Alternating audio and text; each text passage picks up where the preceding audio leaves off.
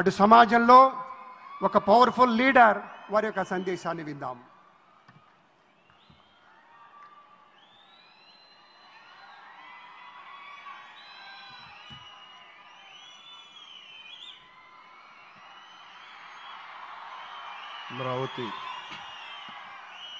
అమరావతి పునఃప్రారంభం సందర్భంగా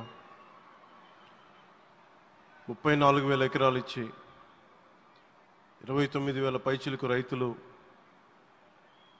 గత 5 సంవత్సరాలుగా నలిగిపోయి ఇక్కడికి వచ్చి రోడ్ల మీదకి వచ్చి ముళ్ళ కంచెల మధ్యలో కూర్చొని పోలీసు లాఠీ దెబ్బలు తిని కేసులు పెట్టించుకొని ఇంట్లో పెద్దవాళ్ళని కానీ చాలామందిని 2,000 పైచిలకు రైతులు ప్రాణాలు కోల్పోయి మీరు నలిగి బాధపడి మీ కన్నీళ్ళు తుడిచే వాళ్ళు ఉన్నారా ఆ రోజునని చాలాసార్లు మహిళా రైతులు నన్ను అడిగారు. ఇది గౌరవ ప్రధానమంత్రి శ్రీ నరేంద్ర మోదీ గారికి తెలుస్తుందా అని ఒకసారికి 5 సంవత్సరాల క్రితం మీరు అడిగారు. నేను ఆ రోజు ఆయనకి తెలియకుండా ఏది ఉండదు, అమరావతి శాశ్వత రాజధానిగా ఉంటుందని ఆ రోజు మేమందరం కలిపి మాట ఇచ్చాం.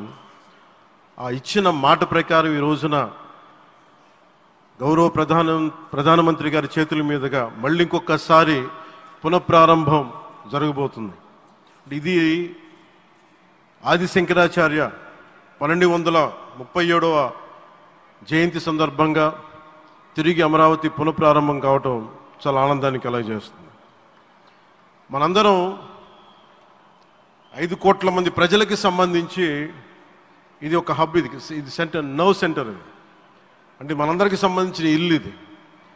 మనందరం ఎవరిని అడుగుతున్నామంటే ఒక ప్రధానమంత్రి గారు పూర్వం సన్యాసాశ్రమంలో ఉన్నప్పుడు ఆయనకి అనికేత్ అనే పేరు పెట్టారు. అనికేత్ అంటే అర్థం పరమశివుడు, ఇల్లు లేనివాడని.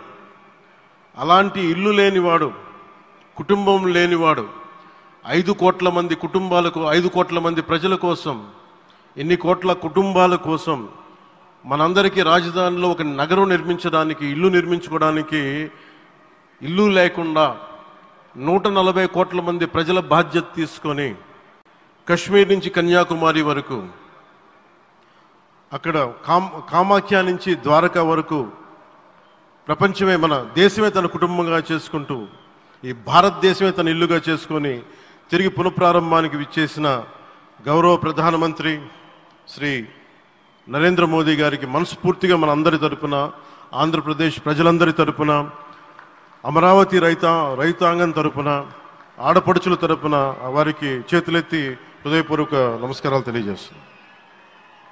దివిసీమ తుఫాన్ వచ్చి అందరి ఆశలను తుడిచిపెట్టేసినట్టు గత ప్రభుత్వం రాష్ట్రం మరియు అమరావతి భవిష్యత్తుని తుడిచిపెట్టేసింది. అమరావతి అంటే పరదాలు, సెక్షన్ 30, సెక్షన్ 144 మాత్రమే గుర్తుకొచ్చేలా పనిచేశారు. నువ్వు ధర్మం కోసం నిలబడితే ధర్మం నువ్వు నిలబడేలా చేస్తుంది అనే విధంగా ఆ రోజున అమరావతి రైతులు, రాష్ట్ర ప్రజలు ఈ ధర్మ యుద్ధంలో విజయం సాధించారు. రైతులు ఇచ్చిన 11,000 ఎకరాల భూమిని త్యాగం చేసి వారి సంకల్పం, 33,000 ఎకరాల భూమిని త్యాగం చేసి వారి సంకల్పం ఫలితంగా ఈ రోజున ఆంధ్రప్రదేశ్ రాజధాని ఆవిర్భవించింది. అమరావతి రాజధాని పనులు పునఃప్రారంభమవుతున్న ఈ శుభ సందర్భంలో ముందుగా రాజధాని నిర్మాణం కోసం స్వచ్ఛందంగా ముందుకొచ్చి తమ భూముల్ని, పొలాల్ని ప్రభుత్వానికి ఇచ్చిన అమరావతి ప్రాంత రైతులకు, మీ త్యాగానికి గత 5 ఏళ్లుగా మీరు చేసిన పోరాటానికి శిరస్సు వంచి మీకు ధన్యవాదాలు తెలియజేస్తున్నాను.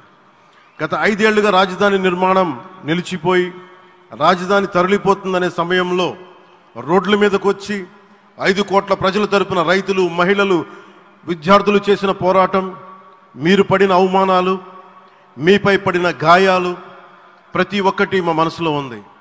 ఆ రోజున దివ్యాంగులను కూడా లాఠీ దెబ్బలు నా గుండెలు ఇంకా సజీవంగా ఉన్నాయి. ఆ బాధ మేము మర్చిపోలేదు, ఎవరిని మర్చిపోనివ్వలేదు. అందుకని దానికి సజీవ సాక్షి ఈ రోజున తిరిగి పునఃప్రారంభానికి గౌరవ ప్రధానమంత్రి గారు రాక, ఆ రోజున మహిళలు, విద్యార్థులు చేసిన పోరాటం, మీరు పడిన అవమానాలు, మీపై పడ్డ గాయాలు ప్రతి ఒక్కటి మనసులో ఉంది. మీ త్యాగాన్ని మేము మర్చిపోం.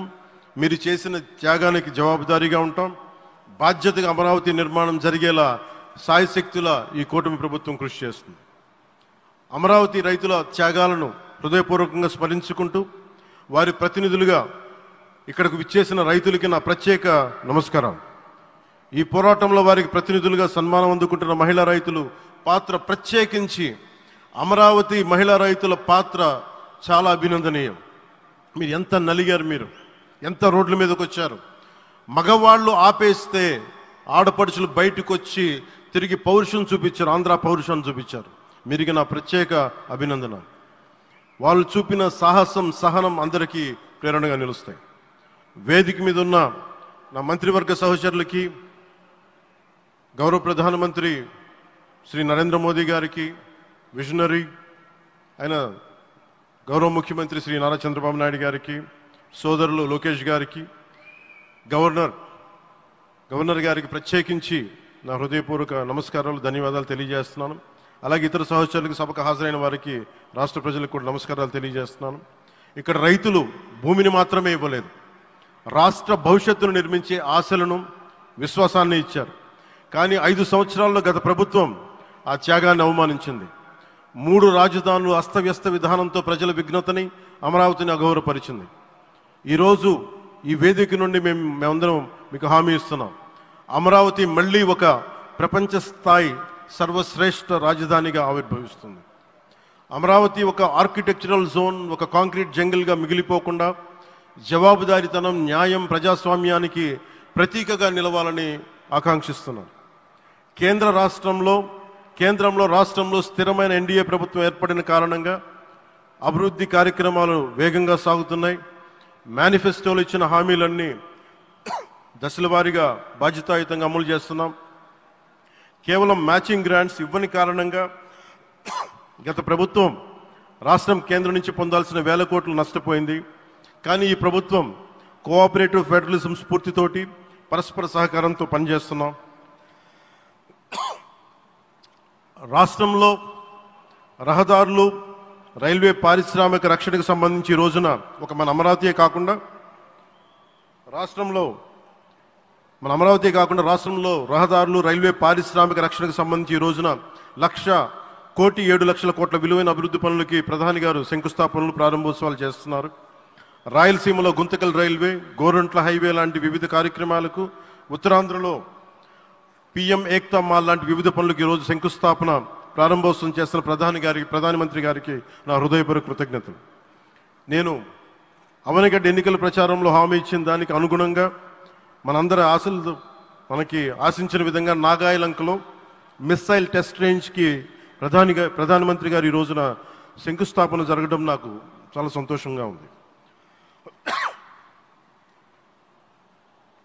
Now with Honorable Prime Minister Sri Modi ji and Honorable CM Sri Chandrababu Naidu garu, and together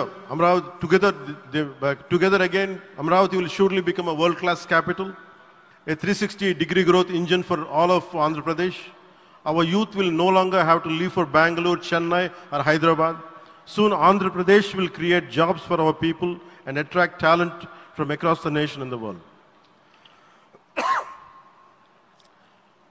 దీనికి అమరావతికి ప్రత్యేకించి ఒక వ్యక్తిని మనం స్మరించుకోవాలి.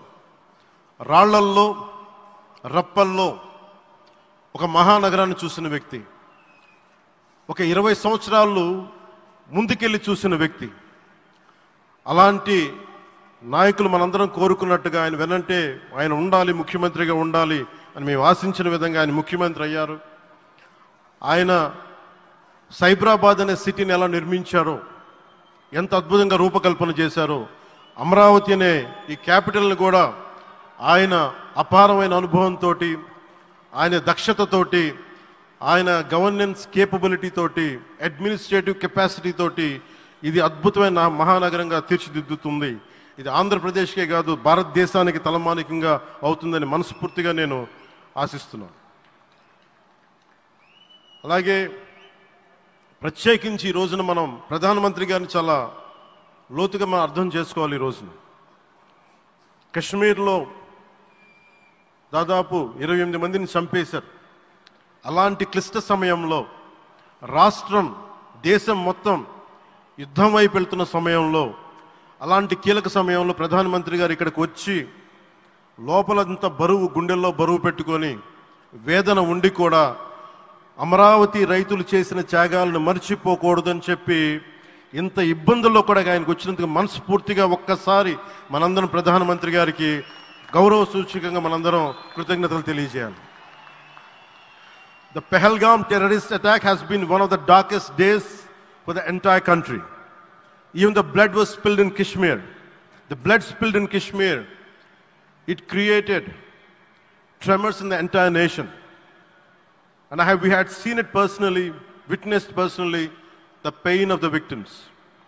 For the Honorable PM Modi ji, he is leading the country through these tough times, and he assured all the citizens with stern action against the perpetrators of terrorism. I know this is very sensitive time, and Modi ji is carrying the nation's burden. Amidst this tremendous difficult moment, Modi ji still gave time and came today to Amravati. This shows his deep commitment to Andhra Pradesh, to the people of Andhra Pradesh, and we are deeply grateful to you, sir. May Lord Bhavani, మన కనకదుర్గమ్మ ఆశీస్సులతోటి